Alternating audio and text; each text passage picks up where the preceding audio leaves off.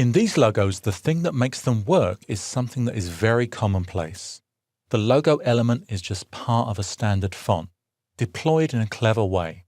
It's an apostrophe, an equals sign, an infinity sign, more than, omega sign, another apostrophe, an opening quote, an exclamation mark, an asterisk, another infinity sign, superscript, an exclamation mark, an underscore.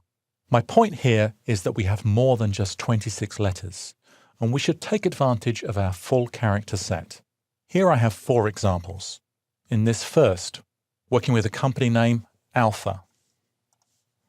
I'm going to click with my type tool to make an insertion point. I'm going to choose my glyphs panel, change to the symbol font, and there I can insert the Alpha character. I will then scale that up. I will select both pieces of type and align them to their center points, Command-Shift-C, and then with both selected, come to the Align panel and align them horizontally relative to each other. For a company name with the word motion or some synonym of motion in it, all I'm going to do is use an ellipsis, 3 dots. But in this case, I want dots that are perfectly round. And in this font, which I want to use for my type, they are not round, they're more square. So I'm going to select them and change to Fira Sans, which is available on Typekit. And we have nice round dots. And I will also change their color.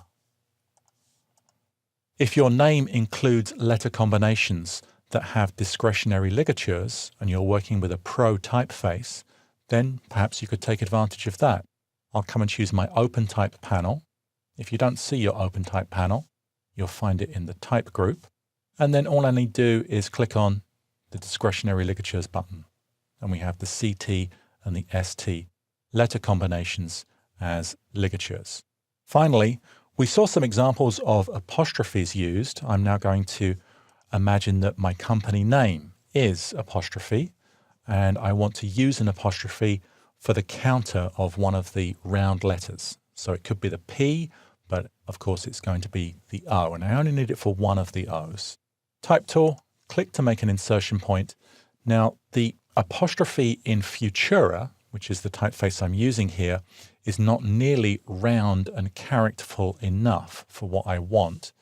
So I am going to come and choose an apostrophe from Zapf Dingbats. I'll insert that, scale it up. Now I'm going to want to select both of those pieces of type and convert them to outlines. And then ungroup them. Command-Shift-G or Control-Shift-G, and then ungroup. That's going to allow me to select the individual letters. So firstly, with the O, I need to release the compound path so that I can remove its current counter shape. I'll switch to my direct selection tool by pressing A, choose that interior shape, and delete it. I'll change the color of the apostrophe to white, position it over the O, and scale it as I like it. And I think I also want to slightly rotate it. I now need to select both of those shapes and make them into a compound shape. This time I'll do it using my Pathfinder options, exclude. The result is going to take on the color of the frontmost object, so it's become white. I just need to now put it back to being black.